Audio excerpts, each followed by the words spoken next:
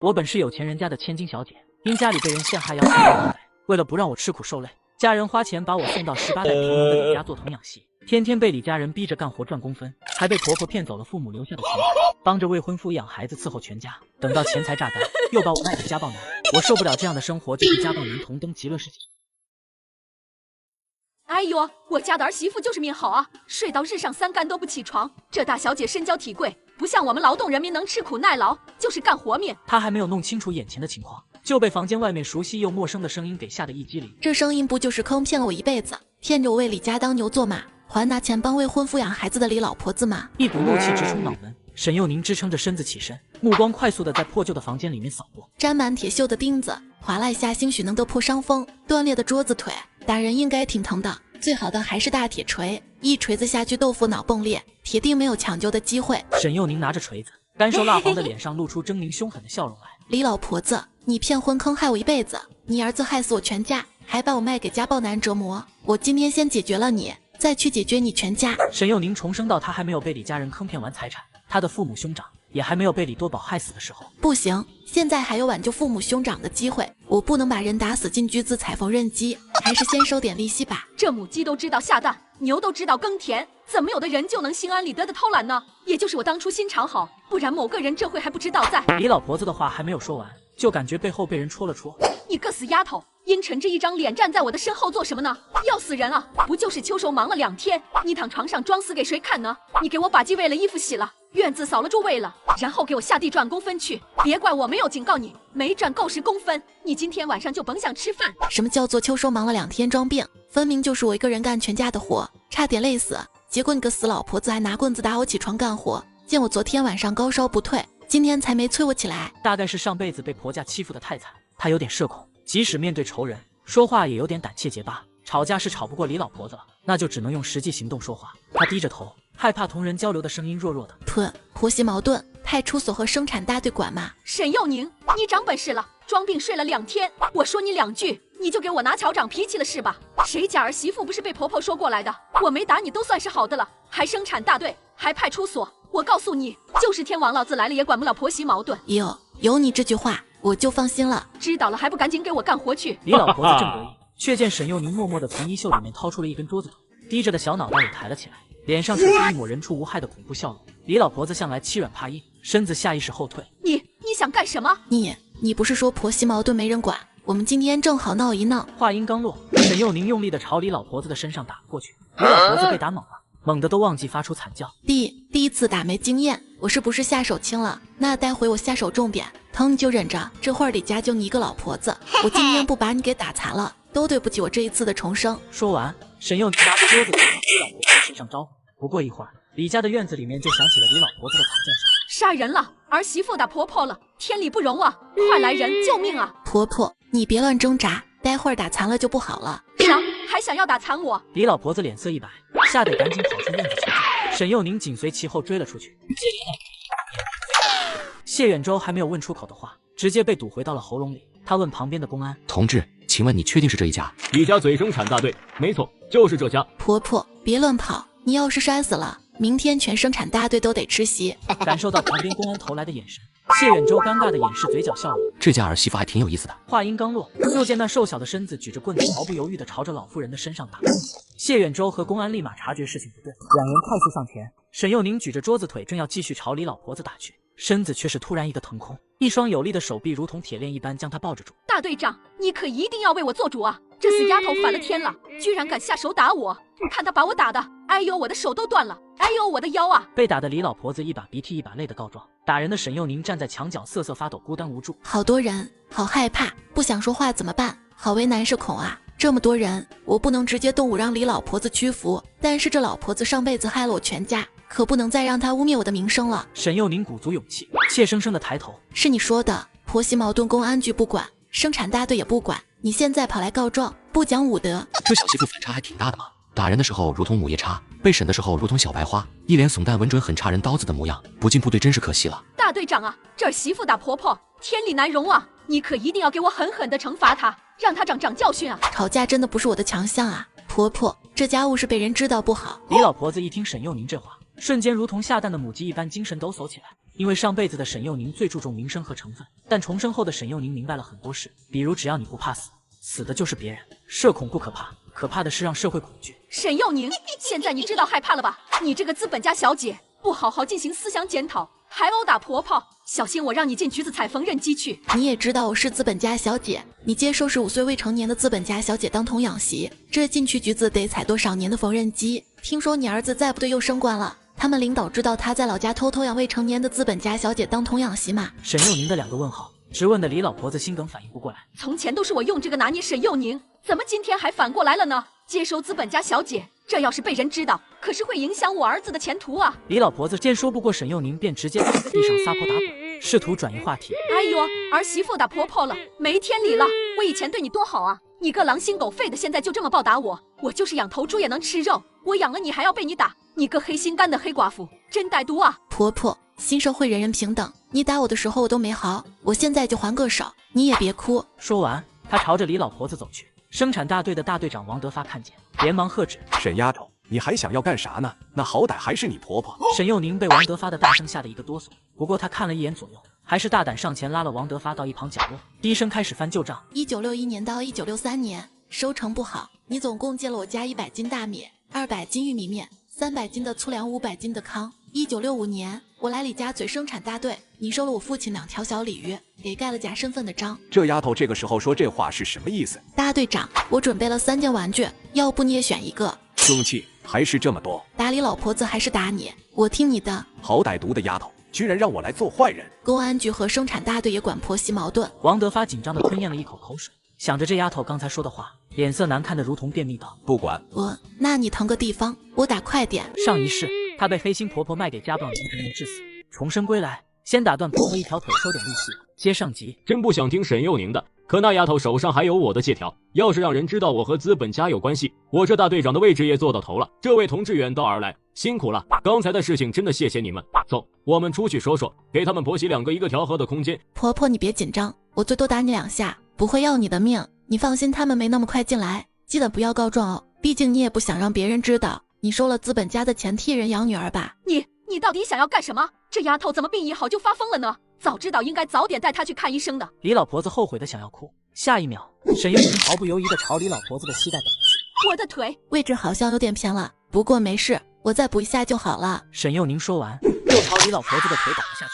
有人进来了，沈幼宁快速把手中的玩具一藏，才发现是刚才的那个军人。他2次下手都被他给搅和。这人怕是个搅屎棍吧？我记住你了。躺在地上的李老婆子一看见有人来，立马嚎啕大哭。同志救命啊！这个坏心肝的女人想要害我，她想要打断我的腿，她想要我的命啊！家暴是家事，不归公安局和生产大队管。你要是做婆婆做得好，我能打你，能被儿媳妇打的，能是好婆婆。要不还是去自首吧。我一资本家小姐被卖给你家做童养媳，天天干活养全家，还得拿钱出来给你花，好憋屈啊！沈幼宁说着就要朝外面走，李老婆子脸色大变。我的个老仙人哦，这事情要是传出去，我全家都得要完。家暴是家事，咱们婆媳矛盾就不要闹出去给别人笑话了。宁宁啊，今天这事就是误会，妈不该骂你偷懒，不该在你生病的时候不给你请大夫，你就原谅妈这一次吧。他们要笑也是笑你，反正被打的人又不是我，原谅就不必了。你后面哭的机会还多着呢。看来这丫头今天是打定主意了，油盐不进啊！正好这时王德发和公安跑了过来，李老婆子眼珠一转，嚎啕着去抱沈幼宁的腿。你今天要是不原谅老婆子我就撞死你！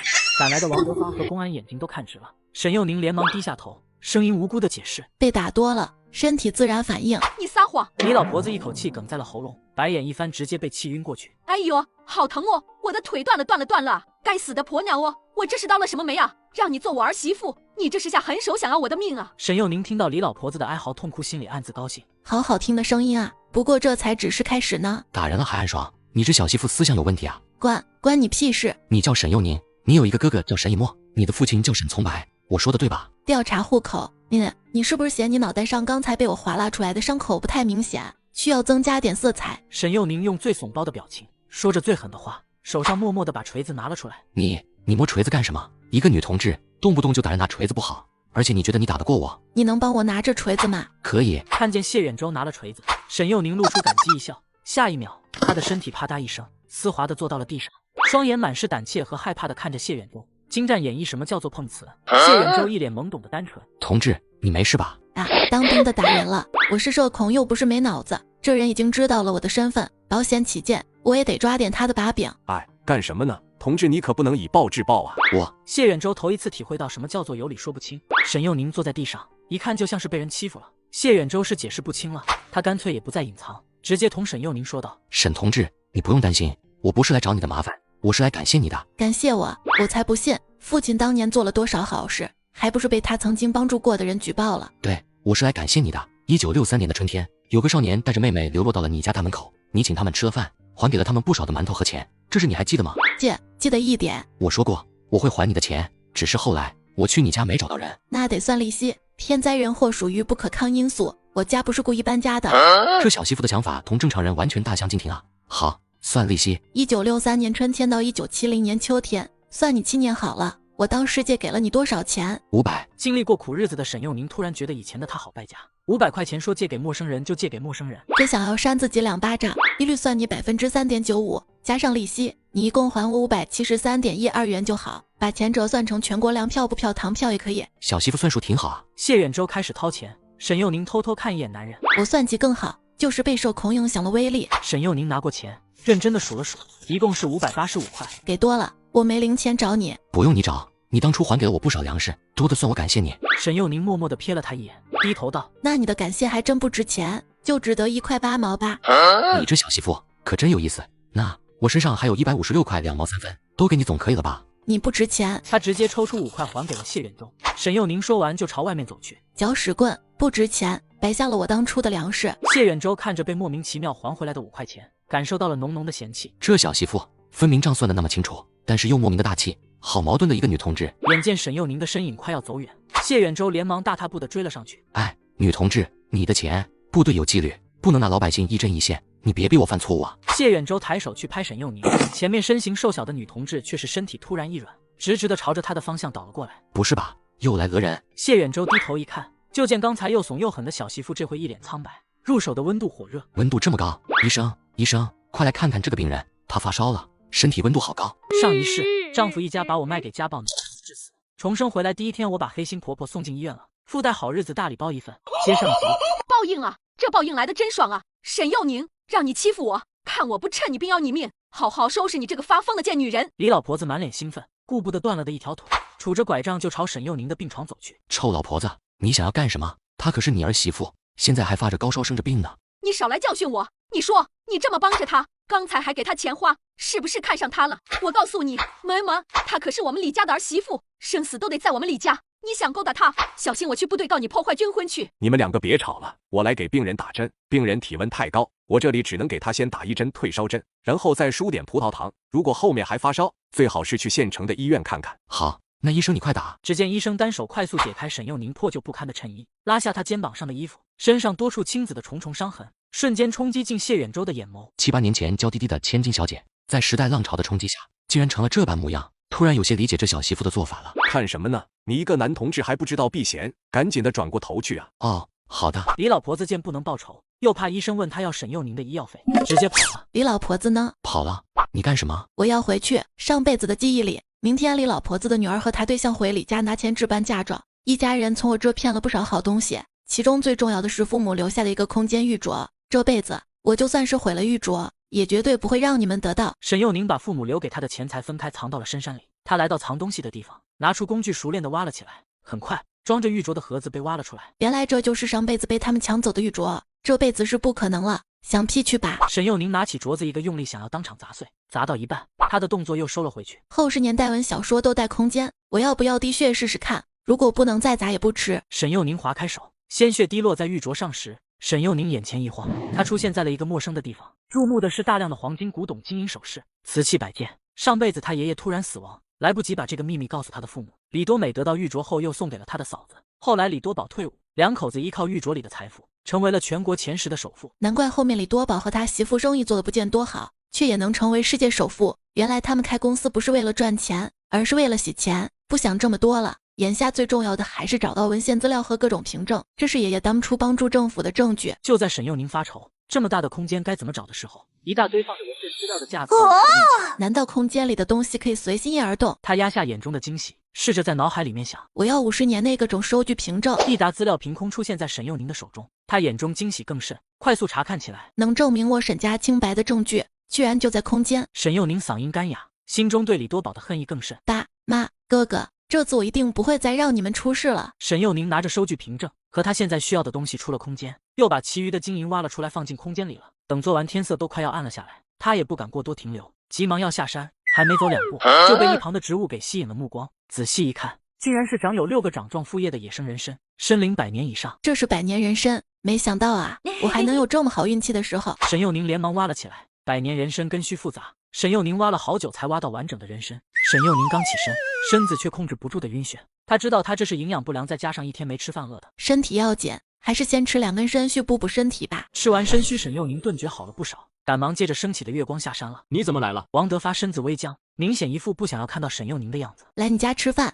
要有肉。啥？你要来我家吃饭，还要吃肉？沈幼宁被王德发的大声吓得后退了2步，低头道：61年到63年收成不好，你借了我家100斤大米。好，打住，我这就去给你准备。我听见你院子里面有鸡叫。咋的？你还想要吃鸡？1965年，你收了我爸2根。等，给你吃。这可是我婆娘养了好几年的老母鸡，我家都没舍得吃。哟，这不是李老婆子家的儿媳妇吗？这大晚上的，怎么来我们家了？把家里老母鸡杀了，给她吃。啥？德发，那老母鸡可是我养了好几年，一天能下1个蛋呢，怎么就？按照我说的去做就是，别那么多废话。沈幼宁坐在王家厨房里，一个人干完了1锅鸡，吃饱喝足后，朝着大队的知青院走去。上辈子李家把我卖给了家暴男，这辈子我先撬了你李多美的墙角，再给你找一个家暴男入赘，还帮你家省了嫁妆钱呢。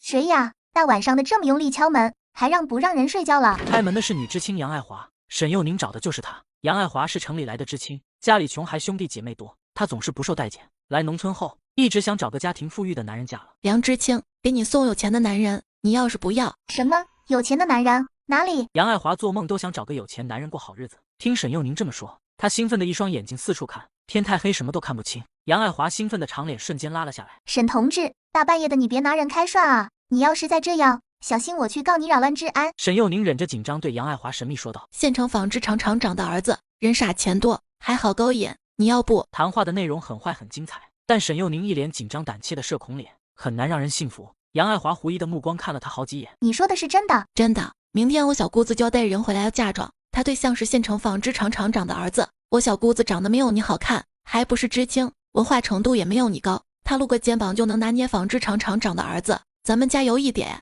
录2个，实在不行松松裤腰带，我直接带人去现场捉流氓。你确定这样的方法能行？这耍流氓要是被人捉住，不是原地结婚就是下局子，这方法够毒啊！对方是县城纺织厂厂长的儿子，肯定有钱，我要是嫁过去，就不用天天在这里啃泥巴了。但是你怎么保证计划能成功呢？你过来，我慢慢跟你说。我看这事能成，到时候我就不用面朝黄土背朝天的天天下地赚工分了。杨爱华兴奋的哈喇子都快要流了出来。到时候你得给我包个大红包。要是真成了，你就是我媒人，我肯定给你包一个。那个能不能帮我把王家卫叫出来？王家卫？你找王家卫做什么？王家卫在我们知青大队的名声可不好，他不仅懒惰成性，还爱喝酒，喝醉了还打人呢。这都是我听南知青那边的人说的。王家卫酗酒打人的事，没人比他更清楚了。因为上辈子沈幼宁就是被李家人卖给了王家卫，在买他之前，这人已经打死了4个老婆。不过他比前面4个好一点，因为在被他家暴死的最后一刻，把他给嘎了。李家兄妹不是喜欢家暴男吗？我大方的送你们家一个，这辈子你们一家人就尽情的相爱相杀吧，那场面肯定非常精彩。爸，去叫他出来吧。沈幼宁微微一笑，杨爱华看得浑身冒鸡皮疙瘩，连忙叫人去了。上一世，丈夫一家把我卖给家暴男折磨致死，重生归来。婆婆天天口他对我疼恨不好，闹点婆媳矛盾把人送进医院不犯法吧？想要我出嫁妆的小姑子，跟着这个家暴流氓省钱吧？想要我出钱找工作的小叔子，送你去劳动厂白干工省吧？接上集王家卫出来了，沈幼宁看到他，身子还是会忍不住下意识发抖。不过很快他就给自己做好了心理建设。不要怕，我能嘎了他第1次，就能嘎他第2次。你找我有事？王家卫的皮相很有迷惑性，单从外表很难看出内心藏着的禽兽行为。给你介绍个婆娘，要是不要，你上门过去就能直接躺平，不用干活。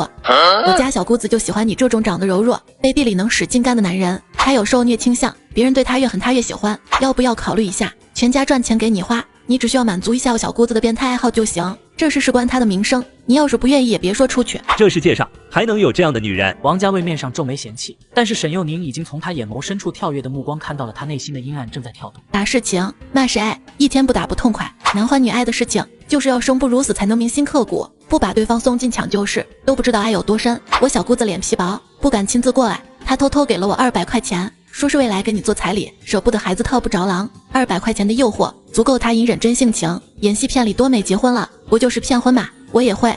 沈幼宁从知青院离开后回了李家，李老婆子见他回来，对着他就是一顿输出。哟，你个疯婆子还知道回来啊？你说你怎么还勾搭男人，这么不要脸呢？还曾经的大小姐呢？我看没比那阿在地方的女人强多少。我要是你啊，还回来做什么？直接一头淹死在口水里面得了。哟，都不睡觉等着我呢。婆婆腿断了，就该好好在家养着，免得下次舌头也断了。你个没良心的玩意，还想要对我动手是吧？李婆子暴怒，举了手中的拐杖就想要朝着沈幼宁的方向冲。李老头和他二儿子李多才在一旁看戏。沈幼宁看着李婆子的动作，低声道：“一根小黄鱼一条腿。”有钱你早说，算你这次识相。你今天打了老婆子我这么多下，至少得5根小黄鱼，不然的话，我就把你资本家小姐的身份抖落出去，让你跟着你爸妈吃苦去。要不我给你10条小黄鱼，你把命给我。好，你想屁吃呢？老头子，你看啊，我就说当初不要收留这么糟心的玩意，你看他现在不但不领情，还想要害死老婆子我啊！我这上辈子到底是造了什么孽啊？要让你大概是投胎没投好。李婆子被沈幼宁这一句超纲的对人话语给弄得声音戛然而止。沈幼宁见他已经熄火，默默把目光转移到了李老头身上。公公，送婆婆家去就能得10根金条，这是难吗？我听人说200块钱就能买一个黄花大闺女，水灵灵能掐出之来的那种，又能干活又能用，还能把你伺候成诅咒。婆婆估计是没有这个能力。沈幼宁说着，遗憾地看了一眼李婆子。李婆子瞬间气得跳脚，见李老头没说话，他心中的猜忌瞬间被放大到了无限倍。好你个糟老头子，嫌弃我老了，看不上我了，还想要换心了是吧？我告诉你，只要有我在的一天，你就休想起那些坏心思。我为你们李家生儿育女，辛苦操持家务，还抵不上10条小黄鱼了。你个见钱眼开的糟老头子，你今天给我把话说清楚，你是不是嫌弃我老了，想年轻小姑娘？闹什么闹？我们大家都是一家人，明明的就是我们的，什么给不给？什么叫我的就是你们李家的？李老头子，你倒是真敢想啊！李老头开始打感情牌，故意斥责了李婆子给沈幼宁看。沈同志对我们一家不薄啊，照顾宁宁是我们家应该做的事情。你今天被打，肯定是你平时没有照顾好宁宁。这次宁宁发烧，差点去了大半条命，你这老婆子也不同我说，也不给请医生送卫生所，难怪宁宁醒来生气恨你。要论账，还得是李老头啊，别靠太近。你今天没洗澡，狐臭都飘过来了。李老头前行的脚步顿时，脸上多了几分控制不住的阴狠。不过很快他就和蔼的笑出来。宁宁啊，大家都是一家人，事情过去了就过去了，你这年龄也到了，改天我就写信给多宝，让他回来娶了你，带你去部队享福去。只是你也知道，我们家穷，可能没啥好东西给你，真怕委屈你啊。李老爷子像往常一样抛出鱼饵，如果是以前的沈幼宁，一定会眼巴巴的上当，主动贡献他父母留给他的金银。不过今天嘛，沈幼宁低头看着自己的脚丫子，听你说，听你吹，好像谁不知道你家的儿子李多宝4年前就结婚了，娃儿都生了2个了。李老头见沈幼宁不接话，他咬了咬牙，头一次说话直白。你手头宽裕，拿一些出来给吧，我去给你置办一些像样的嫁妆，免得回头被人笑话。我手头不宽裕。那你刚才还说给10条小黄鱼，那你把命给我。你个天杀的黑寡妇，良心被狗吃了！别以为老婆子我拿你没有办法。李多宝什么时候死的？要给挖坟烧纸吗？你个疯婆子，你居然敢诅咒我儿子死！李婆子气得拐杖堵住面，咬牙切齿，恨不得直接扑过来咬沈幼宁一口。就知道李家属你跳得嗨，先断了你的腿，绝对是最明智的决定。老二，去给我把这个疯婆子抓起来，看我今天不打死他！面对陌生的气息，沈幼宁下意识紧张地退后了一步，身子缩紧，他低垂的目光慌张。能不能不要随便加入新人进来？我会紧张。怎么，你也终于知道害怕了？不是，我一紧张我就想要自保，要不试试脑袋和锤子哪个更硬？妈，你看他手上有锤子。怕个锤子啊！你天天在砖厂里面干活，有的是一把子力气，还能干不过一个女的？赶紧的给我上！好吧。李多才听话的朝着沈幼宁走去，他每靠近一步，沈幼宁就下意识的退后一步。沈幼宁拿着锤子挡在身前，弱弱的样子像是一只受到欺负的小白兔。没地方退了，那还不赶紧跟我回去，给我妈跪地磕头认罪，别逼我扇你啊！那你还是扇我吧，有多大力就扇多大力，我可是学过法律的，故意伤人得下局子，正当防卫无罪。你他妈的脑子有病啊！那你可别后悔。资本家小姐，我早就想要动手试试，奈何爸妈为了名声不同意，今天终于可以过一把欺负资本家小姐的瘾了。这事情以后说出去，那也是我人生中的一大功勋啊！李多才眼中一道兴奋恶毒的光芒闪过，抬手就朝着沈幼宁的脸上招呼去。沈幼宁脸色一狠，抬起手中的锤子就朝着李多才拍过来的大手砸了过去。黑心公婆觊觎我父母留下的万贯家财，花样百出哄骗，想要我成为他家的提款机。我掏出锤子，一套健身操下来，婆家人都走了。接上局，沈佑宁，你干啥呢？发疯的母狗，你逮人就咬啊！老头子，快救咱们老二啊！李老头掏起铁锹就朝沈佑宁冲来。沈佑宁见状，快速起身，一脚把李多才给踹了出去。我可是练过的，就算你们3个一起上，我也不怕。我们都是一家人，你为什么拿铁锹？那你也不能动手打人，还拿铁锤。我不是已经提前打了招呼，他没长脑子，你们2个也没长脑子。沈佑宁一句话，气得李老头和李婆子半天说不出来话。爸妈，我的肚子好疼啊，我的手断了啊。手没断还能用，内伤不死人，让你妈给你擦点红花油揉揉就好了。你个打人的还有理了？你先打人，我就是正当防卫。我先打，那还不是你叫我打的？我叫你去吃屎，你怎么不去？哎呦，老婆子，我这是……都说了，你投胎投的不好。李婆子话还没有嚎出来，沈佑宁就认真的接了上去。李老头扶着李多才到了一旁休息，他的脸色有点发愁。怎么以前乖乖替人搓磨的沈佑宁，突然就生出了反骨呢？可能是老婆子最近把人给搓磨得太狠了。宁宁啊，爸这到秋收这段时间辛苦你了，明天我让你妈割2两猪肉回来，给你好好的补补。大家都是一家人，过去的事情就过去了，你先好生养着，等身体好了再说。李老头说着，连忙给李婆子和李多才使了眼色，示意他们回房间。果然横得怕不要命的，天不早了，还是洗洗睡吧，后面还有很多事情要做呢。老头子，你刚才为什么不打死那个疯婆子？你看看他把我和老二给打成什么样子了，他这是铁了心的，想要废掉我和老二啊！这样恶毒的女人留在我们的身边，日子久了，你就不怕出事？还有老头子，你可不要忘了，咱们家老大都结婚生娃了，这是能瞒得住多久？你给我安分点，就什么事都没有。要不是你最近把他给欺负惨了，他今天能发疯。还有老大结婚生娃的事情，谁也不许说出去，都给我5严实了。这沈家的家底厚得很，我在他家干过活，你们是不知道他们家有多少好宝贝。咱们只要看紧了沈佑宁，就等于看紧了一棵发财树。你俩别给我脑子发抽，放着富贵的好日子不过去招惹他。可是爸，你看他把我手掌都给敲碎了，还有我的肚子好疼啊！一个女人能有多大的力气？谁家干活没受过伤？待会我拿药酒给你揉揉就得了。宁宁，秋收这些日子辛苦了，来吃点鸡蛋补补。沈佑宁目光从鸡蛋落到李老头身上，然后又看向李婆子。看什么看？这么好的东西喂到了你的嘴巴里，简直就是糟蹋粮食。见李婆子瞪眼骂人，沈佑宁干脆的把碗接了过去，当着李婆子的面，他一边吃一边讲：红糖太少，不够甜；鸡蛋太小，不够吃。你个死丫头，享受惯了是吧？还来挑剔了？公公，我说实话有错，看来这个家还是容不下我还是收拾东西去找我爸妈吧。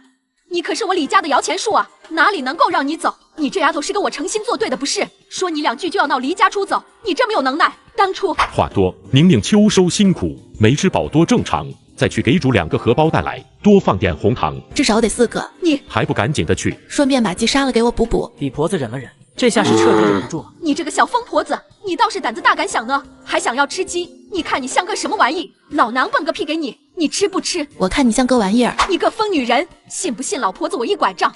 要来玩游戏吗？你打我一下，我打你一下的游戏。李老婆子嘴巴一抽，默默放下拐杖。拐杖打不死人，锤子就说不定了。想我李婆子欺负人一辈子，今天居然被人欺负了，真是个笑话啊！算了，今天闺女要带着对象回来，就当杀个鸡给闺女和未来女婿吃。小贱人想都别想。爸妈，我带牛同志回来了。他喊了人也不进来，就站在院子门口等着李家人出去迎接。李家人热情地走了出去。沈佑宁趁此机会去厨房，连锅带鸡的都给挪到了玉镯空间。随后他和没事人一般跟着出去。哎呀，妈，怎么才几天不见，你就变成了这个样子？你不知道我今天和铁柱回来啊？你就不能玩几天再受伤？你这样多丢我的面子！李多美说着还生气起来。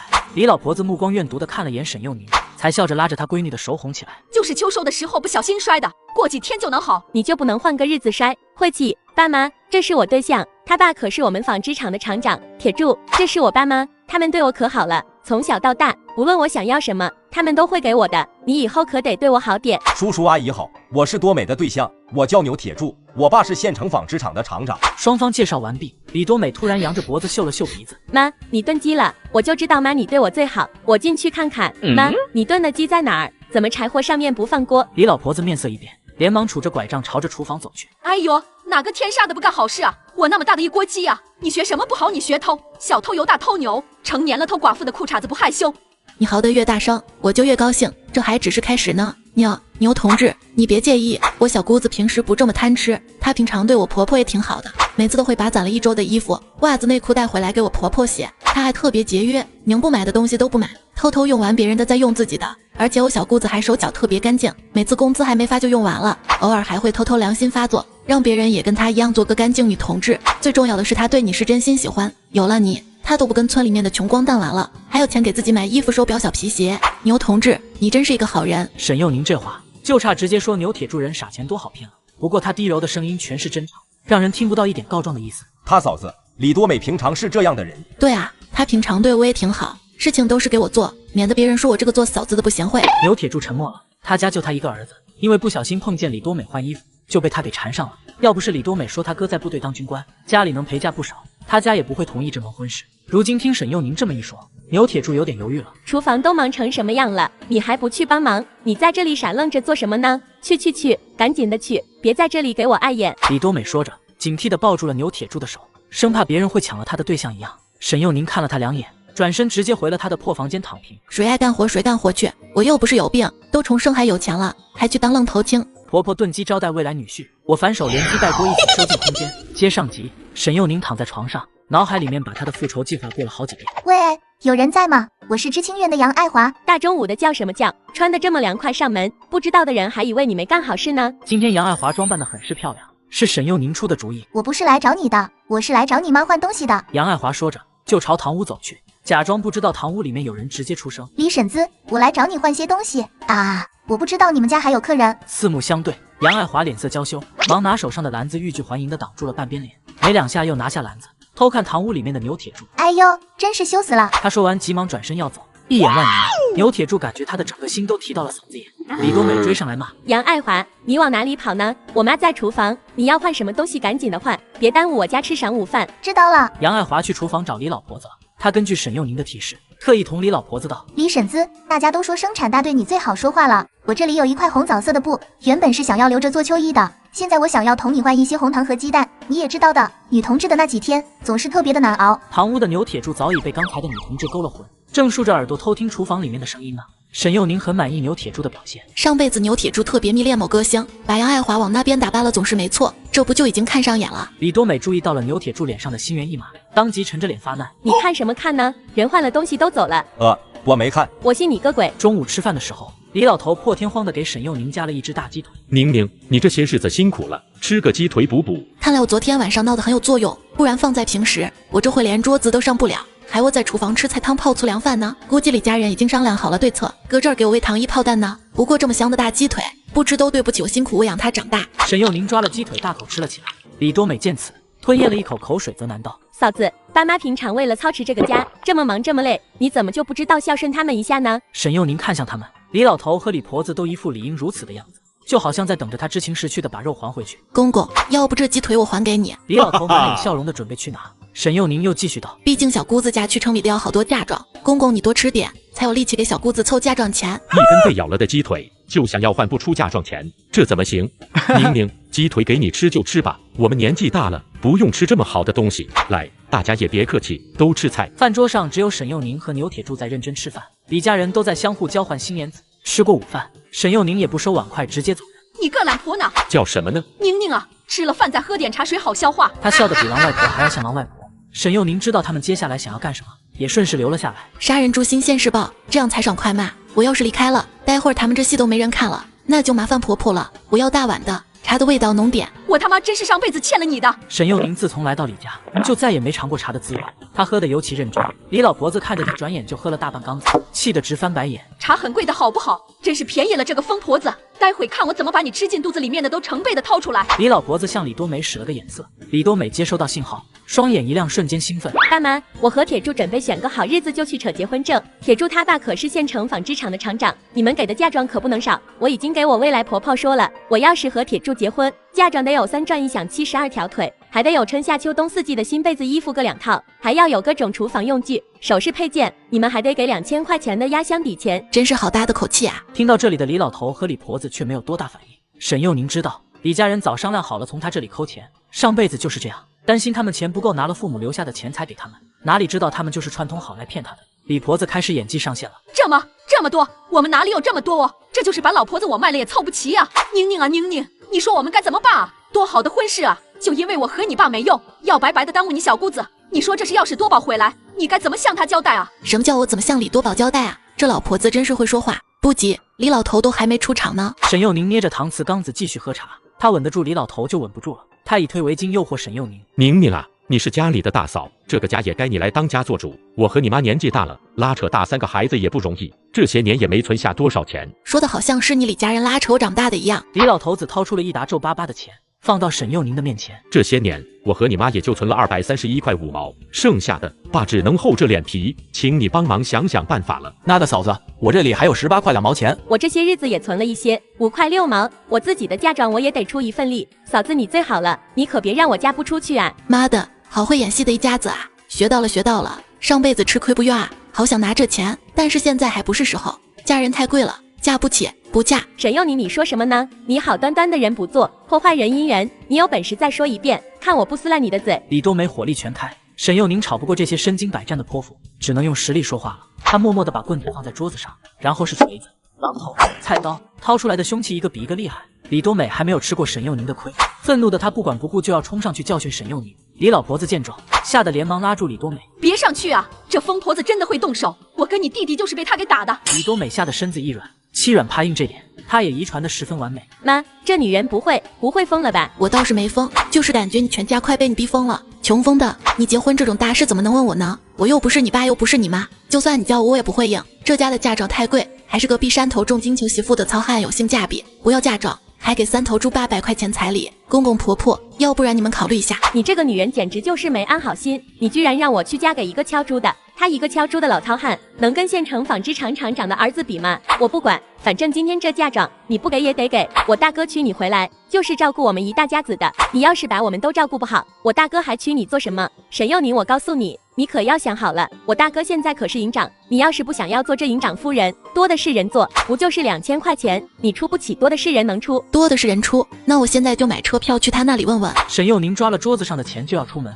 他这一动作吓得李婆子和李老头赶忙拦了上来。沈幼宁是打算先解决完李家人再去的，所以他很容易的被李婆子和李老头拦了下来。什么该说什么不该说，你没长脑子啊？谁知道他还真想要去啊，都怪这个臭女人，要不然我也不会被爸爸骂。自私小姑子想要带着丰厚嫁妆攀高枝，公婆一家逼我出嫁妆钱，一气之下我撬了小姑子的墙角。接上集，绝对不能让他去部队，万一被他发现内情，我李家少了个当牛做马的摇钱树不说，还会影响我儿子的前途。多美还是一个孩子，她还什么都不懂。宁宁啊，你不要跟多美一般计较。20岁的巨婴，我还是头一次见，难怪你说他没脑子，这话说的都有点轻了。沈幼宁，你别给我蹬鼻子上脸啊！牛同志知道自己娶的媳妇没脑子，还要人换是鸟裤嘛？感觉这不是当新郎官，是突然喜当爹。牛铁柱本来就不是很想跟李多美结婚，这回又发生了这么多事，他现在不想待在李家了，想去外面打听刚才那个女知青的消息。见牛铁柱要走，李多美赶忙上去拉他。铁柱，你不要听他乱说，他就是脑子有问题，从小在我家当童养媳来着。我俩的事以后再说吧。铁柱，你听我说，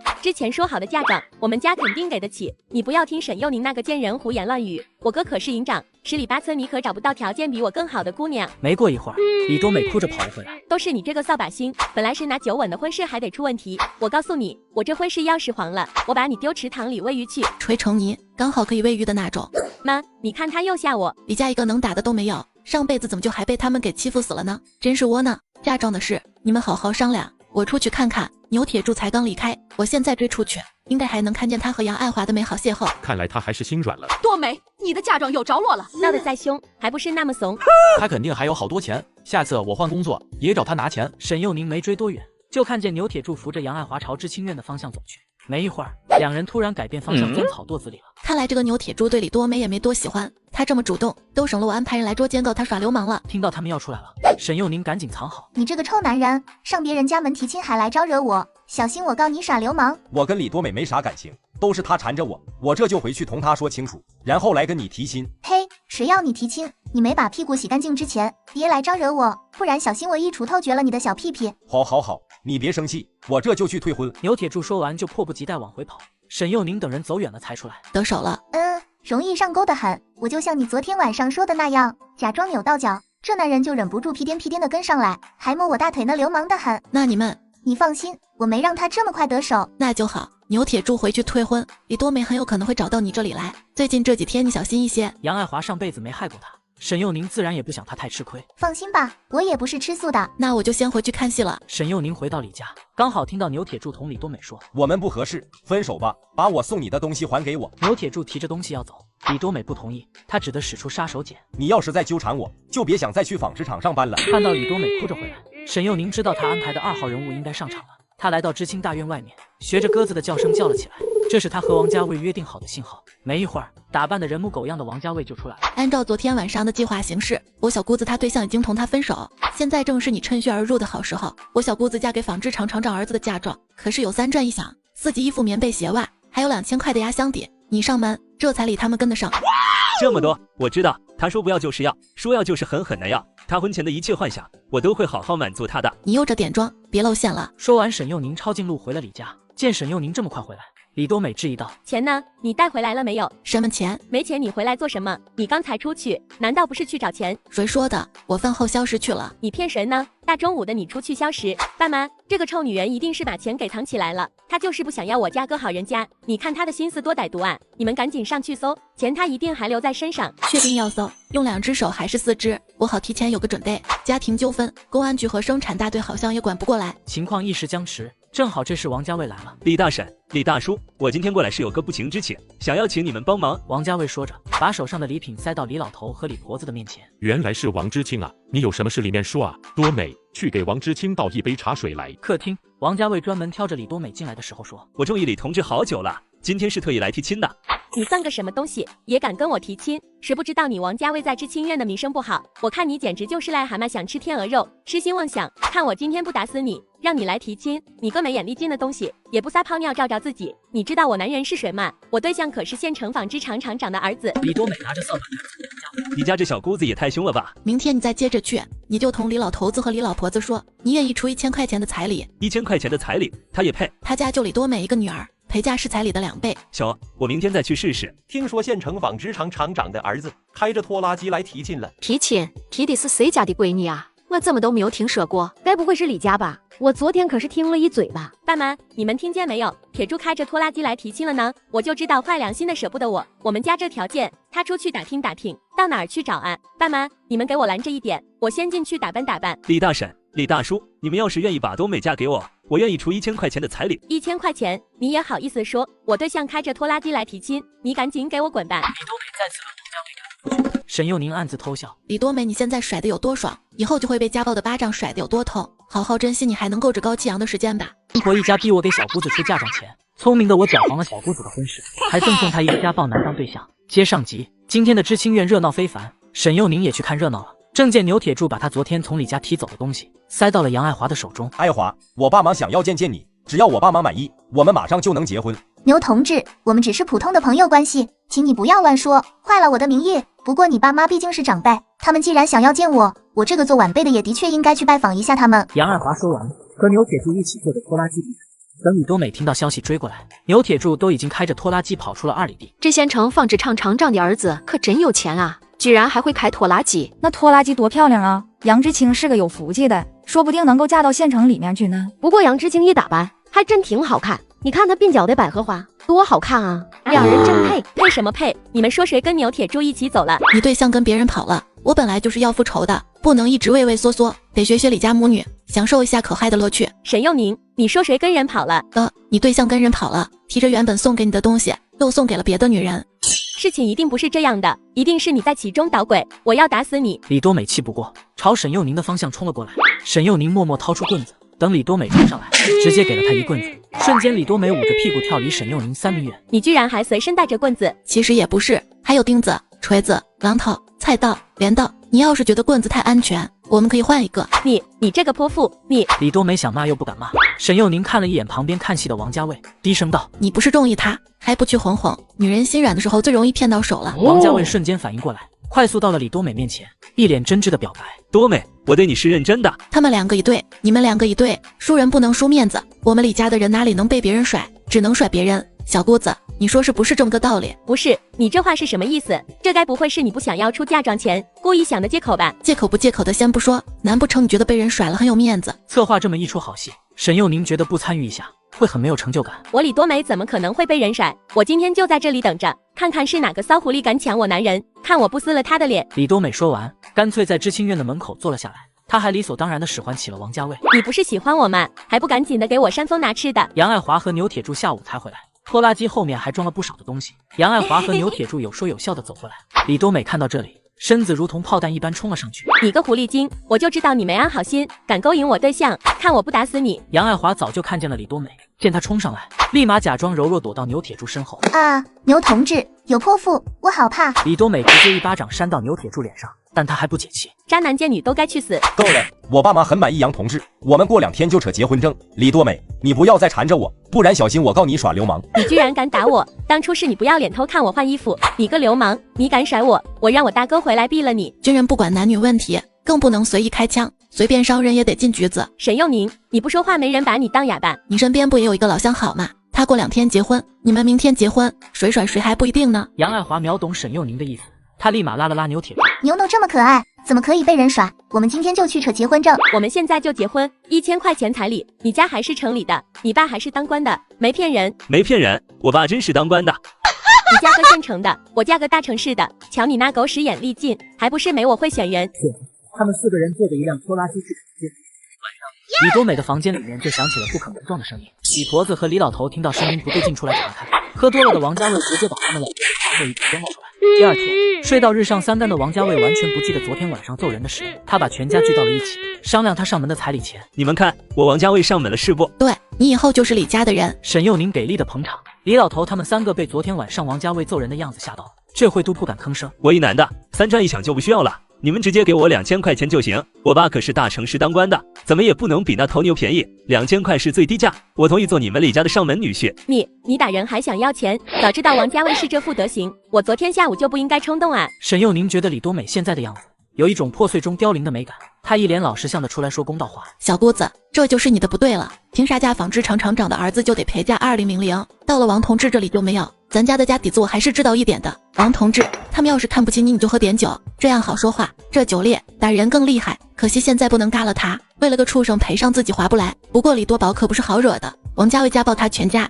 他知道了这事也会找机会废了他，就喜欢看这些罪恶的人相爱相杀，真是痛快啊！沈幼宁上辈子同王家卫做了那么久的夫妻，早就知道这家伙是什么德行。反应过来的李家3人脸色突变。别，可不能喝酒啊！说好的钱给不给？我白睡你归你，脱嫌。李家人似乎也明白了什么，阴沉怨毒的目光看向沈幼宁。你们别看我王知青，他们不想给钱，利用你找回了面子就想要不认账，要不要选一种？以为我跟你们玩呢？王家卫很生气，他提着手上的酒就灌了2口。李家人见他这样怕极了，吓得连忙把藏着的私房钱拿了2000出来。他拿到钱就高兴地回房喝酒了。刚吃了亏的李家人立马把目光转向沈幼宁，要不要选一种？李家人如同遇到洪水猛兽的蝼蚁，默默地把一切表情给收了回去。沈幼宁看到他们这么知情识趣的样子，很是遗憾。我其实也很想来一个1欧3呢。现在解决了李多美，接下来就该轮到李多才了。国家现在管得严，我在巨王大队长那里疏通，想要收拾李多才也不会是多困难的事情。前世李多才知道李多美嫁妆钱的时候，他也要钱去买工作。现在沈幼宁决定主动给他提供这个机会，一个走向黑暗的机会。想好就做。沈幼宁直接朝生产大队的专场走去。沈幼宁成功撮合家暴男入赘李家，新婚第1夜他就把李家人收拾服帖了。接上集。同志大叔，我找李多才，我是他嫂子。原来是多才他嫂子啊！你等着，我这就给你叫人去。李多才是做技术统计的活，他一看见沈幼宁就不由皱眉。你来这里做什么？来给小叔子介绍一份好工作。好工作？什么好工作？早就不想在这砖厂干了，凭什么大哥当官，二姐端上了铁饭碗，我就得蹲在队上？这狗屎鸟气，我是不想再受了。这个还得看你表现，是县城钢铁厂内部招工，表现好进去就能当小组长。进去就能当小组长？嫂子，你不会是骗我的吧？怎么可能会有这么好的事情？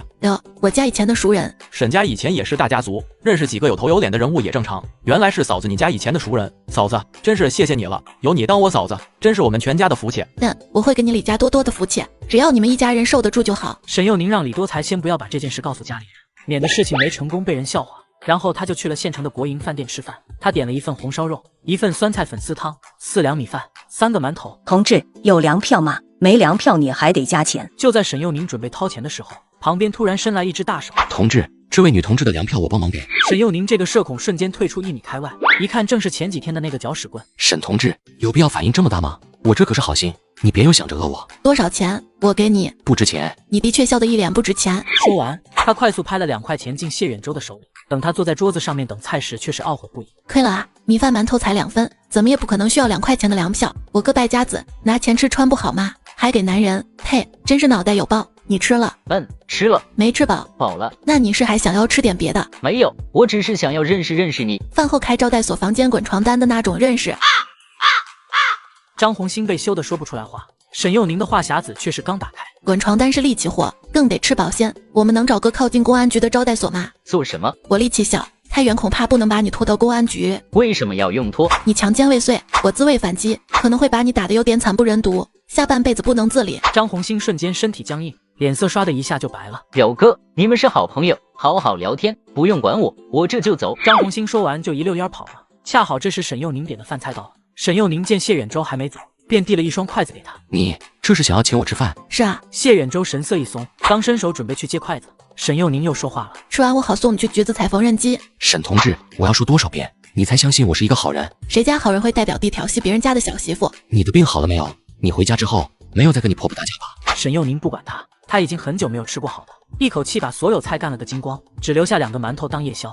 饭后沈幼宁直接走人。谢远洲好奇不由跟上去问：你来县城做什么？有什么需要帮忙的不？沈幼宁没搭理他，继续往前走。他要去找一个他父母以前的熟人，钢铁厂副厂长江德安。他的空间里有他曾经向沈家借东西的凭证。沈幼宁来找他，是为了让他配合他演一场能够让李多才犯错的戏。大爷，我想要找你们副厂长江德安，麻烦你去通知一下，就说我是沈从白的女儿。大爷，麻烦你了。女同志等着，我这就去帮你说说。小媳妇还挺懂人情世故。我是有点社恐，又不是蠢。什么是阎王好见？小鬼难缠我还是知道的。你白我一眼是什么意思啊？你那眼神是不是对我有什么偏见？沈幼宁直接转身背对着他，被忽视的谢远洲不得劲的来到他面前。我真是好人，人民子弟兵。人民子弟兵就没坏人，你脑门上也没写好人2个字。谢远洲不由一愣，刚好这时门卫大爷回来了。我们副厂长让你进去呢，女同志，你跟着我来就行。你别跟着我。然后沈幼宁就和守门大爷来到江德安的办公室。沈幼宁把提前准备好的东西放在江德安的面前。江德安看到后脸色微变，这是你以前借我家东西的欠条，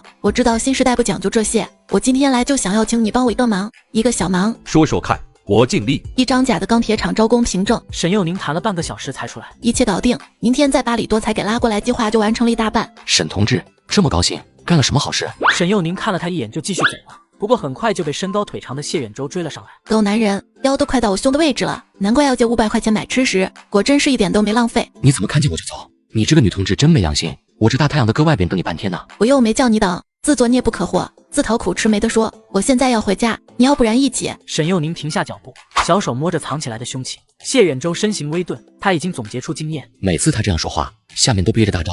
送女同志回家，这算好事？你没憋坏吧？没有，最多半路把你锤了，让你知道送女同志回家也存在风险。我去，我这该死的好奇心呢，那不最多呢？我俩手拉手，一起往回走，古法传承进猪笼。就他这样，谁打他主意谁倒霉。那算了，你自己回去吧。早回去不就得了？一个大男人跟着一个女同志，能安什么好心？沈幼宁回李家的时候，正是生产大队下工的时间段，路上叽叽喳喳一堆人，这让沈幼宁的社恐症又犯了。他干脆选了一条人少的路，从李家房子的后面绕回去。李老头房间的窗户正好就对着外面，沈幼宁正想从旁边走过，就听到了房间里面李家老两口说话的声音。宝子们，猜猜李家老两口在计划什么事？可以在评论区留言哦。老头子啊，今天给了王家卫2000块，咱们就只剩下1500块钱了，这咱们要攒多久才能攒回去啊？而且我看那王家卫由不得啊，他居然会打人。放心，只要沈幼宁在，咱们的钱很快就能回来。王家卫不是喜欢钱，喜欢打人，只要利用好他，咱们能从沈幼宁那里拿到更多的钱。老头子，你的意思是给王家卫透露一下，沈幼宁很有钱，然后再给他喝一点酒，这人晚上肯定会忍不住。你说他们两个要是发生点什么，咱们不是更能紧紧地抓住沈幼宁的牛头绳？后面是李老头和李婆子挪动坛子的声音。看来他们两个是把钱给藏在了坛子下面，你们吃了我的，全都得给我吐出来。晚饭后，沈幼宁特意找到李多才。县城钢铁厂的招工凭证我已经拿到了。什么？已经拿到了？嫂子，你这也太厉害了吧！不过我有点怕。嫂子，你怕啥？我怕王家卫看我的眼神。你说他晚上会不会突然过来打我？我还想明天带你去钢铁厂走后门混混眼熟呢。嫂子，你放心，昨天晚上也就我睡得死，今天晚上我给你守门，你就放心的睡吧。好吧，有你在我就放心了。俩老货不是想要算计我吗？就看看谁算计谁好了。这晚，沈幼宁睡得很放心。第二天早晨，沈幼宁发现李家人的身上都添了新伤。李婆子见她出来了，对着他就是一顿输出。你个黑心肝的坏女人，狐狸精，你还是人大嫂呢？怎么好意思哄着小叔子大半夜的不睡觉给你守门？我好好的儿子，瞧给打的，你这良心不会疼啊？半夜睡得跟头死猪一样，也不知道出来看看，你是故意的吧你？谁故意的谁心里没扁数嘛？沈幼宁，脾气实了，3天不打你上房揭瓦不是？我今天非要让你看看，到底谁才是大王小鬼？来啊，我让你看看你家祖宗长啥样。好了好了，别吵了，昨天晚上就是意外。老二啊，你嫂子给你啥好处了，让你昨天晚上巴巴给她守门？沈幼宁真是学精了，居然收买了老二为她做事，这是想翻天啊！不过孙悟空再厉害，也逃不出如来佛祖的手掌。没啥好处，没啥好处。你昨天晚上咋还给你嫂子守门？他大概想绿他大哥，与其等人泼脏水，不如先让人蹭一身脏。你个糟老头子，还想让王家卫把我给祸害了，好歹毒的心思！你这女人咋这么不要脸呢？嘴巴说话也没个把门的，随便什么话都能往外说。小叔子和嫂子，这是传出去名声好听吗？多宝在部队里面，还要不要做人？你不说我不说，谁会知道咱们一家关起门来的事？我看你真的是疯了。我看你好像还挺正常的。他看着这个再也装不下去的阴毒老头子，突然想起他总是喜欢去帮生产队上一个寡妇干活。上辈子他也是后来才知道，那寡妇是李老头年轻时的白月光。等到李家发达，李老头还给那寡妇买房子，帮他儿子找工作。后来被李老婆子发现，李老头还名正言顺的把人领回家，3个人一起过上了没羞没臊的生活。我还是提前让他们3个中年老人过上幸福生活吧。谁让我是个知恩图报的好孩子呢？张大娘，你怎么满身是伤？果果，你哪里受伤了？前一秒还好端端坐着的李老头，下一秒身体如同弹弓一般跃起，可院子外面空荡荡的，连个鬼影都没有。沈幼宁，老头子，果果是谁啊？你这叫的可真亲！我都跟你说多少遍了，不许去找那个老贱货，你还去是吧？姓李的，你到底讲不讲良心？我嫁给你20多年了，为你生儿育女，操持家务，哪一件事情让你操心过？还果果，你有本事当初找他去啊！现在叫什么叫？我倒是要去问问那个老鳖货，都多大的年纪，还够人男人？要不要脸？骚不骚？李婆子说着，杵着拐杖气冲冲朝外走。李老头吓得连忙跟上，趁着李老头和李婆子没在家，沈幼宁把厨房里剩下的8个鸡蛋全给煮了，然后这才带着李多才去县城钢铁厂。2位领导好，我是李多才，以后我来钢铁厂上班，还请2位领导多多关照。你就是李多才？对，我就是。我们这钢铁厂的工作可是香饽饽，可不是随便什么人想进来就能进来的，我们也是看在，你懂的吧？懂。招工凭证带了吗？入职必须得有这个。沈幼宁立马上前把招工凭证给放了上去，然后退回原地。这招工凭证虽然是假的，但是他一点也不害怕被认出来，因为这2个人也不是钢铁厂的人，而是沈幼宁昨天拜托江德安从黑市请来的演员。那2个人装模作样的把招工凭证给看了一遍，然后迅速给盖了一个假章。也不是盖了章，你就是我们钢铁厂的人，我们还需要考验你。不是都已经走后门了，怎么还需要考验？李多才下意识的回头去看沈幼宁，沈幼宁不紧不慢的解释道：当普通的工人不需要考验，当小组长的要。李多才一听也是这么回事，立马回头道：保证完成考验。钢铁厂的每个位置都有人看着，想要当小组长也不是那么容易的事。在这之前，你得保密你的身份职位，等我们带你把事情做好，再让他们哑口无言，无法反驳。你能做到吗？保证能。2个男人对视了一眼，冲着沈幼宁的方向点头，示意前期的铺垫差不多做好了。小叔子，以后你就跟着他们好好干，我就先回去了。走吧，别影响我干大事。才这么一会儿，他就已经觉得他同以前完全不一样。沈幼宁低头，缓缓扯开嘴角笑了。一个男人起身来送沈幼宁离开。好坑，往死里坑，这是给你们的酬劳。回头要是看见我，别说认识，你就算说认识，我也不会承认。沈幼宁转身快速离开，他不害怕会留下把柄，因为这件事情全部都是江德安出面。他也不担心李多宝事后追究，因为他本来也就不怎么看得上他这个弟弟。钢铁厂的大门口，张红星看到沈幼宁，表哥，你看，是你那坏心眼的小媳妇。什么叫我那坏心眼的小媳妇？那是别人家坏心眼的小媳妇，别乱说话，污蔑人名声。谢远洲说完，却是快速抬脚朝着沈幼宁的方向走去。把这些东西全包起来。是全部都要吗？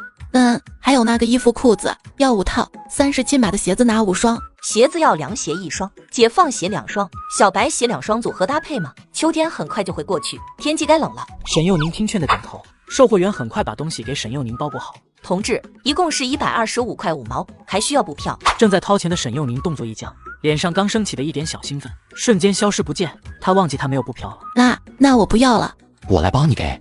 接上集，等谢远洲付了布票，沈幼宁利索地拍了3张大团结到谢远洲的手里面，给你，我不欠你的了。沈幼宁说完就朝外面走去，再次被金钱羞辱他助人为乐好精神的谢远洲立马跟了上去。沈同志，你别这么侮辱人，我是助人为乐，又不是卖票为生。那我把衣服给你。不是，你买的衣服裤子，你给我做什么？再说这些都是你的马术，你给我也没用。那我进去换成你的马术。沈幼宁提着东西就要往回走，谢远洲连忙伸手拦住。好，我的票算你买的，不过用不了这么多。谢远洲说着，拿了2张大团结还给沈幼宁。我过几天就得回部队，你要是有困难可以给我写信，力所能及能力范围之内，我会想办法帮你。还有，县城钢铁厂厂长张正亮是我舅舅，他儿子就是上次你看见的那个张红星，你要是有困难也可以找他们帮忙。沈同志，时代浪潮交叠，你可要好好保重自己，也别委屈了自己。你舅舅，我是不是该庆幸？幸好谢远洲他舅舅不是江德安，不然我做坏事的小辫子岂不是就得被人给抓住，慢走不送？沈幼宁说完就离开了。他边走边把大团结往口袋里面塞，只不过手指摩擦之间，似乎多了一张。拿出来一看，112团2营副营长谢远洲，这不是李多宝所在的那个团吗？看来我们很快还能再见面。等到他回去的时候，李老头子的脸上多了几个非常明显的手指印。你们刚才是没有看见呢？李老婆子和张寡妇2个干架干得有多厉害？要不是有李老头在中间拦着，他们2个今天肯定得躺一个。不会吧，李老头子平常看着挺严肃的一个人，怎么会跟张寡妇乱来？你知道个屁！人2个年轻的时候就亲过小嘴嘴，不过后来张寡妇嫌贫爱富，嫁给了富农的儿子，哪里能知道后面政策有变，富农家反而还变穷了呢？啧，这也是奇葩，都这么大的年纪了，这李老婆子以后恐怕得恨死张寡妇了。恨死能管什么用？谁叫他这么多年了还管不住自己男人的腿？沈幼宁听了一耳朵，听到李老头和李婆子不好，他就高兴了。他偷偷摸摸来到张寡妇家听墙角。妈，这个李婆子就是个疯狗，逮着人就咬。你看她把你打成什么样子了？也就是我不在家，不然我非把她给打死不可。老大，别冲动啊！李老婆子的大儿子是当官的，我们惹不起啊。这件事情交给我来处理，相信你李叔叔会给我们一个交代。那好吧，我先出去了。又过了好一会儿，就在沈幼宁以为没啥事的时候，张寡妇大儿媳妇带着几分热络亲切的声音响了起来：“妈，李叔叔来了。”李老头这个时候居然还敢来，人才啊！老李，你怎么还敢来啊？你这个时候还来干什么？是嫌弃我被你婆娘打的还不够吗？我这10几年的名声，今天全被你婆娘给毁了。你说我还活着做什么？丢人现眼的，我还不如去死了呢。果果，今天都是那个婆娘的不是，你别伤心也别哭，我给你带了100块钱过来，你好好收着，去卫生所看看有没有伤着哪儿。回去我会好好收拾那个婆娘，不会再让她来找你的麻烦。老李啊，我委屈我心疼，我为你不值的，你怎么就娶了这么一个泼妇？当初都是我对不起你啊。这张寡妇还是有点茶艺在身上的，这样也好。等我以后去找李多宝了，也不用担心他们在老家过得太无聊。沈幼宁正听得有劲，里面的声音突然小了许多。他起身想要去窗户口那里偷看一下里面的场景，只是他刚起身，旁边的草丛突然传来悉悉索索的声响。回头一看，只见一条婴儿手臂粗的菜花蛇正吐着蛇信子朝着他的方向游了过来。脑海里瞬间有了一个大胆的想法，沈幼宁眼疾手快把蛇抓了起来。可惜了，这么大的菜花蛇不能吃，只能拿去吓人。他从空间里面拿出今天买的一件衣服罩在了头上，只留出2个眼睛。随后他慢慢靠近房间的窗户，趁着夜色的掩饰，偷偷去观察里面的动静。只见昏暗的房间里，李老头的身子居然压在张寡妇的身上。沈幼宁真的是被他们中老年人的爱情给震惊了。随后他拿起蛇朝着李老头子那猛地一丢，也不动嘴嘴赶紧跑路了。张寡妇和李老头被毒蛇咬了。张寡妇和李老头在床上被毒蛇咬了。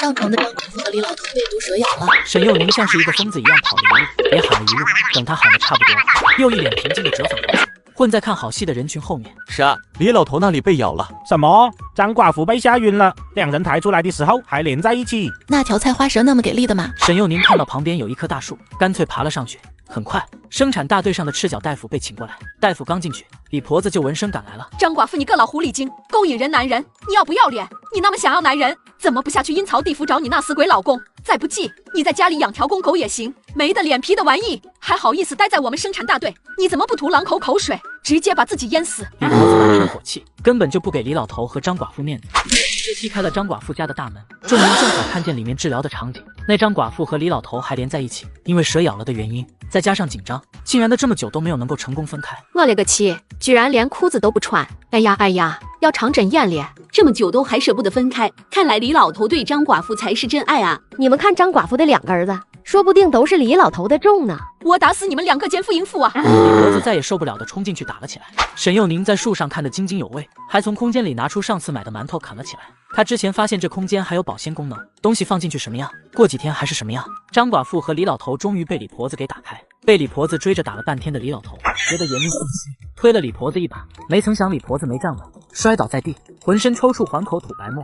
旁边的赤脚大夫吓得连忙上来抢救，不过赤脚大夫治疗跌打损伤还行，面对李老婆子这种症状明显不行。很快就有人反应过来，叫了队上的拖拉机，抬着两口子一起上县城医院。沈幼宁看到这里，连忙从树上滑下来，快速跑回李家。沈幼宁，你这一天到晚的往哪里跑？半天看不见一个人影，你看看这都什么时间点了，还不赶紧回来做饭？你有手有脚，为什么要让我做饭？你就不怕我偷偷在饭菜里面下老鼠药？你这个黑心肝的玩意儿，简直心肠歹毒！我爸妈当初怎么会头脑发热的收留你？收留你还不如养条狗呢。你们家不是已经有了条狗，吠得还挺厉害。李多美还没反应过来沈幼宁是在骂她。你这个疯女人，胡说八道什么？我们李家哪里养了？好啊，你个小可爱，居然骂我是狗，看我今天不打你，好帮我哥教教他这不听话的媳妇儿。砍刀对决，我都行。过来呀！李多美前进的脚步一顿，然后快速退了回去。我妈不在家，我等她回来了再打你。好可惜，看来今天晚上又不能打小姑子了。你这话什么意思？这个疯女人居然还想打我是吧？心里想很久了吧？我告诉你，我爸妈都是你的救命恩人，你要是敢打我，那你就是狼心狗肺，恩将仇报。忘了告诉你，你爸妈刚才已经被生产大队上的拖拉机给送去县城医院。送去医院？他俩怎么了？这两人莫不是老糊涂了？去医院干什么？浪费钱。你爸刚才在张寡妇的床上被蛇咬了，你妈知道后打了你爸，你爸打了你妈，然后他们两个一起进医院。不可能，一切皆有可能，不信你出门问问。沈幼宁说完就回了房间。第二天，李多美借口去县城看望她爸妈，实际上是收拾好东西去纺织厂上班。不过没到中午，她就哭哭啼啼的回来了。原来她被厂里解雇了。下午，李老头和李婆子被拖拉机给拉了回来，去的时候好好的，回来的时候直接面瘫了半边。李老头也没好到哪里去，他那地方被蛇咬了，虽然菜花蛇没毒，但是昨天惊吓过度，以后大概就只能当摆设了。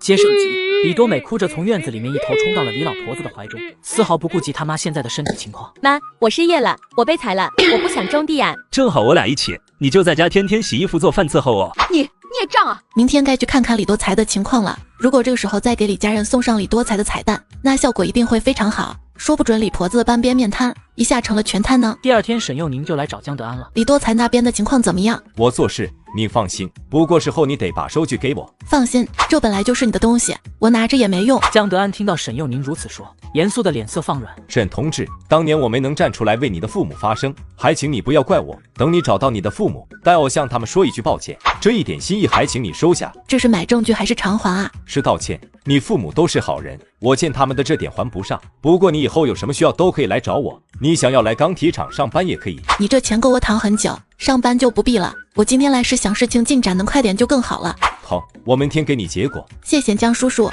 道歉能管用的话，还要公安局做什么？江叔叔要是良心过不去，就再帮我做一件事吧。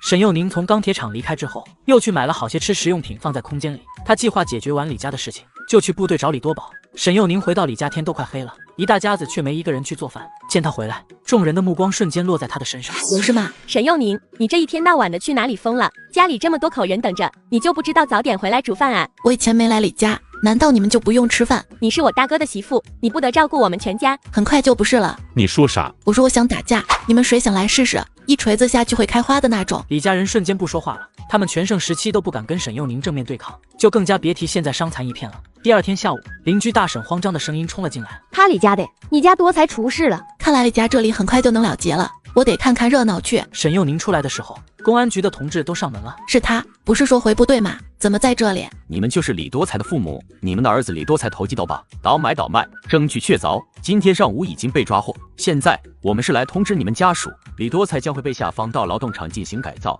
你们赶紧给他收拾一些日常用品送过去。李老婆子一听，顿时情绪激动，本来就面瘫的半边脸更是控制不住的抽搐。李老婆子努力的把话说清楚。什么？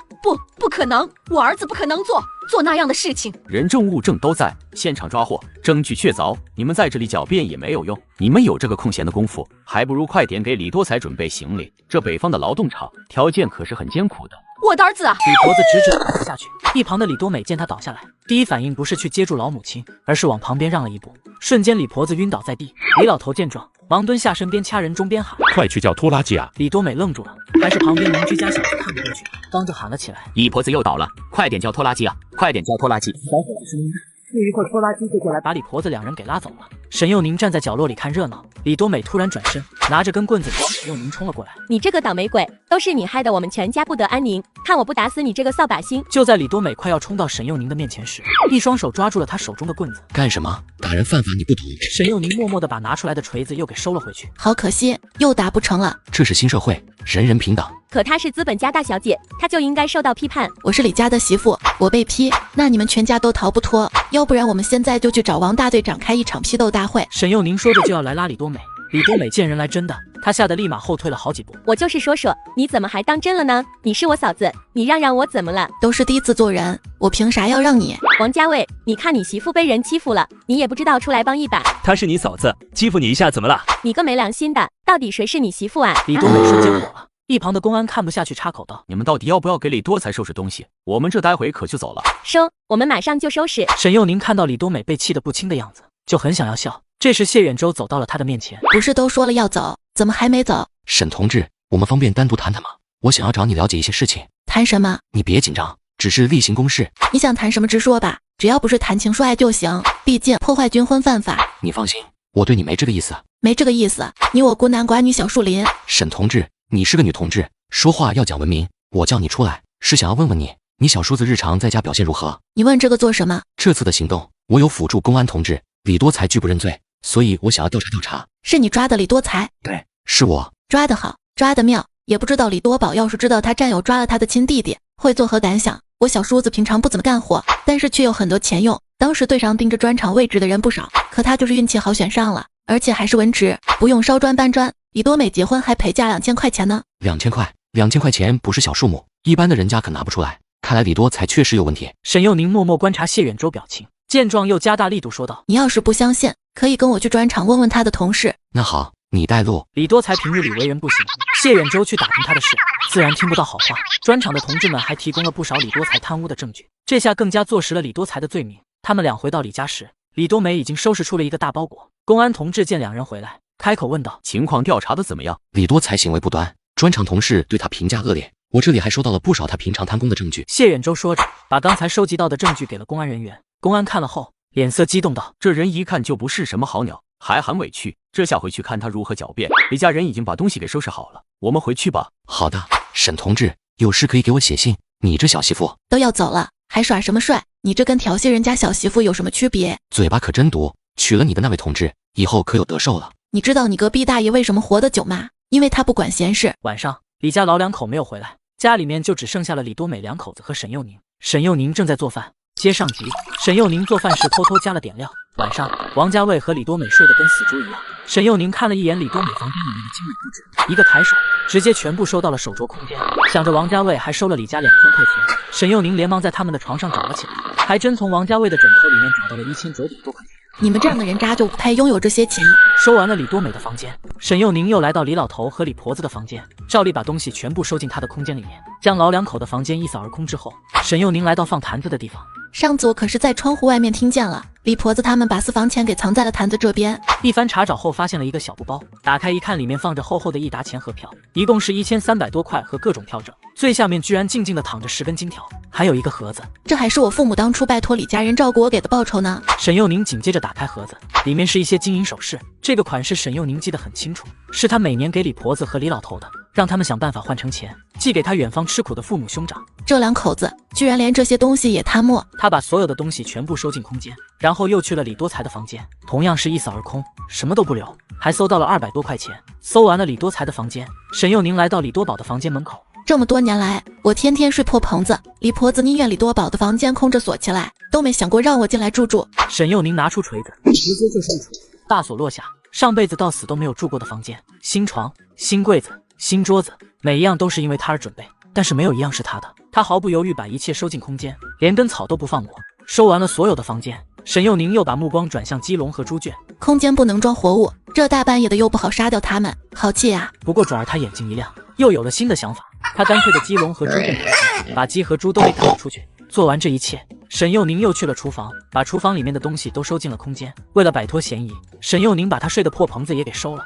做完这一切，沈佑宁躺在地上，嘴角含着笑意睡了过去。谁偷了我家啊？谁偷了我的房间？谁偷了我破棚子啊？沈幼宁也学着李多美的叫声从房间里面跑了出来，他们两个的声音把旁边的邻居大婶给吸引了过来。你们家咋啥都没有了？我家昨天晚上丢了2只鸡。哎呀，我的鸡呀！我养了那么久的鸡呀！你丢了2只鸡算什么？我家的猪都不见了。你们家昨天晚上也遭贼偷了。瞧你这话说的，好像就你家被偷。我们整个生产大队昨天晚上大多数都被偷了。我可是听说，好像是你家李多才被抓了，在局子里面乱说话，才引起的报复。李多美啊，你们家可得讲点良心。昨天你妈晕了，还是我儿子跑得飞快，去帮你们家喊的拖拉机，结果你们家居然把贼人给招进队上来了。这事你必须得给我们一个说法。赔钱，必须赔钱。你们李家惹出来的事，就该你们李家负责。你们丢了东西，凭什么要我们家赔偿？你们要找就找沈幼宁，她是我大嫂，她当家。你们别找我，我明天就去部队找李多宝离婚。你这个疯女人说啥呢？你怎么可以去部队找我哥呢？我怎么就不可以去部队找你哥？我都21岁了，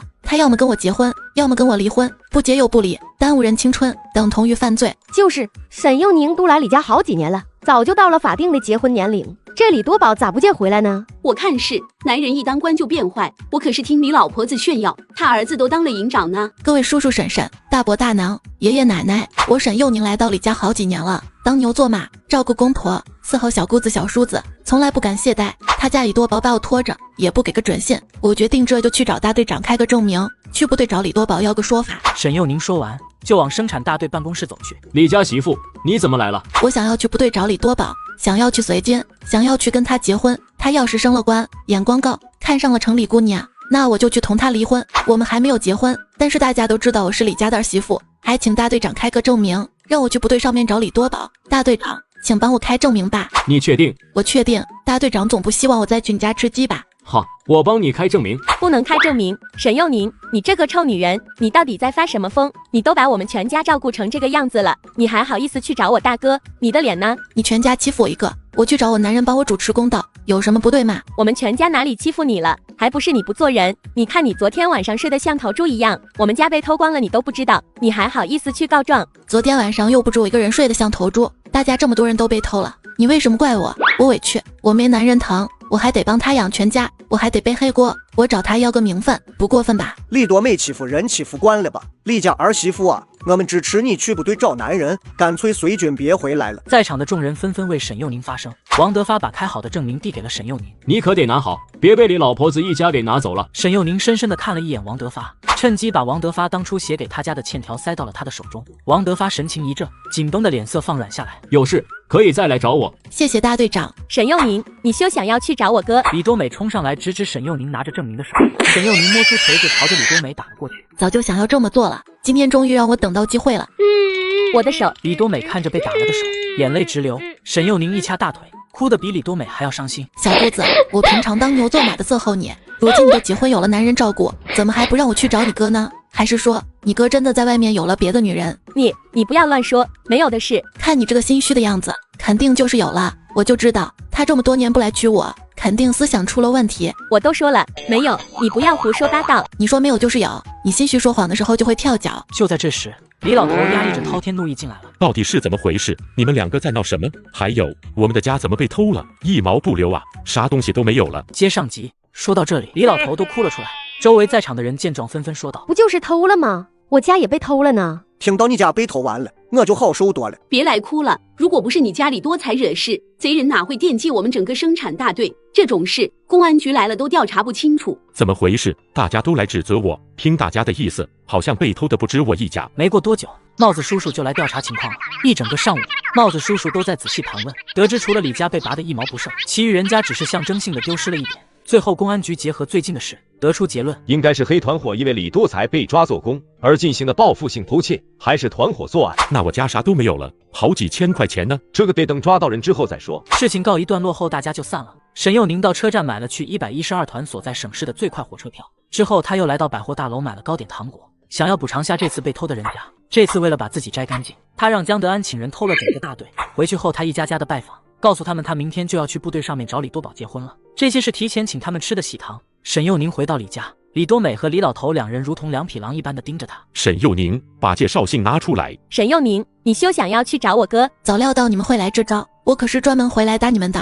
想打架吗？那就看谁打死谁了。沈幼宁提着棍子就冲了上去，上辈子偷学的护身功法和这辈子的一起，这一老一少哪里是他的对手？好疼啊！爸，救命啊！你快打死他啊！哎呦，我打不到啊，你也快点上啊！邻居们听到声音都要来看热闹。沈幼宁听到有人过来，忙把棍子一收，转头就抱着脑袋在院子里面躺了起来。小姑子公公，你们别打了，我不去找多宝了，我错了，别打了，好疼啊，我要疼死了。刚进来的邻居们都看见了沈幼宁的惨状，他刚才给大家送了不少东西，这会见李家人欺负他，都出来阻止。李老头，你们父女两个还要不要脸啊？都什么年代了，你们还打儿媳妇？对头，儿媳妇就不是人吗？你们要这么搓磨人？你忘了你家这几年的工分都是谁帮你们挣的了？人家婆娘找男人多正常的事情，你们还拦着不让，怕不是脑壳有病吧？李家媳妇啊，你别怕，大队长都给你开证明了，你就去找你男人，你是嫁给你男人，又不是嫁给李家。众人纷纷帮着沈幼宁说话，李老头和李多美气得吹胡子瞪眼的，恨不得直接一口把沈幼宁给吞了。沈幼宁以退为进的坐视他们父女俩的恶行。公公小姑子，你们别打我了，我害怕啊，我不去找多宝就是，就算被你们打死也还是李家的鬼。沈幼宁，你胡说八道做什么？我们哪里打你了？分明就是你打的我们。王家卫，你出来作证啊！是不是这个女人在说谎？是不是她先动手打的我和我爸？你们都是一家人，肯定是一个鼻孔出气，只有我是外人，都这么久了还没见过自己男人。王家卫还没来得及出口，就被沈幼宁断了后路。听沈幼宁这么一说，现场众人无不同情他的遭遇。李家媳妇啊，你别伤心，有我们大家在，他们不敢欺负你。黑心肝的一家啊，做不出半点人事，也是苦了你这丫头了，还没日没夜的做供养他们。今天我们就在这里看着，李老头，我看你们怎么欺负人。沈幼宁在人群里看着被气得说不出话来的李老头，他朝对方露出一个满是嘲讽的笑。李老头被气得眼前一花，差点同之前的李婆子一般晕在地上。沈幼宁，你就是个孽障啊！子不教父之过，公公你大概不如孽畜。我悔啊！早知道我当初就不该救你。银子烫手，更别说金子了。难道公公你第一天知道这个道理？怕沈幼宁吃亏，隔壁大婶好心邀请了沈幼宁今天晚上去他家住。一大早沈幼宁就醒了，他拿钱和大婶换了些干粮，还在大婶家吃了早饭，然后他就提着包裹走了。在路上被李老头和张寡妇的2个儿子拦住了，下一秒沈幼宁戏精附身，一脸的惊恐害怕。你们想要做什么？做什么？昨天你不是挺能干的吗？怎么没有想到今天会被我们半路拦截？我李家今天这样，都是因为你这个丧门星，你怎么还好意思去找我儿子结婚？我看你就是一个倒霉鬼，你父母因为你倒霉，你现在又来祸害我全家，你的罪孽要一辈子给我李家干活才还得清。 PUA 谁呢？当我还是上辈子那个涉世未深的苦情小媳妇嘛，被你全家拿捏。做梦呢，李老头，强行扣留人是犯法的，你还使用武力威胁，你要是把我打伤了，可得去吃公家饭了。你们在场的一个都跑不掉。威胁谁呢？这地方可没人，你就算叫破喉咙也没有人会来帮你。听你这么说，那我就放心了。知道就好，赶紧把证明拿出来。你别急，我正在掏呢。沈幼宁说着就掏出了一把巨无霸锤子，瞬间李老头心脏一紧，下意识的转身就要逃跑。孽畜，看你往哪儿逃！沈幼宁一脚把李老头踹飞了。张大张二见状，立马上前帮忙。要来一场互相伤害的游戏嘛？我远走天涯，四海为家，你们孤魂野鬼无处安家。张大张二对视一眼，正犹豫要不要上呢，王德发带着人冲了上来。干什么呢？赶紧放下手中的武器！王德发声音一响，张大张二吓得丢了东西就跑。带人追，这正好给了沈幼宁打人的时间。宁宁啊，我可是你公公啊，你是千金大小姐，出身高贵，不能做打人这种粗鲁的事情啊。我跟你的父母可是朋友，当初要不是我收留了你，你早就去劳动场吃苦了。宁宁，哎呦，好疼啊，别打了。李老头后面想说的话，全部消失在了沈幼宁的拳打脚踢之中。很快，王德发就把人给抓了回来。面对李老头的惨状，王德发他们只睁只眼闭只眼。谁叫这李老头不做人呢？现在报应来了吧？你们回来了啊！我公公说他身子痒，让我帮他挠挠。沈幼宁早就知道李家人不会善罢甘休，说不定会在去县城的路上堵他，所以他早上没有直接离开，而是拐弯去找王德发帮忙了。这丫头是在扮猪吃老虎啊！李家人是在他手上了。好啊，你们3个跟我回生产大队好好反省吧。沈丫头，这部队不比生产大队，你去了部队，有事情可得好好说啊，别动不动就动武。部队的人可都是练过的。多谢大队长提醒。沈幼宁冲着王德发一个点头，然后拿着他的包裹走了。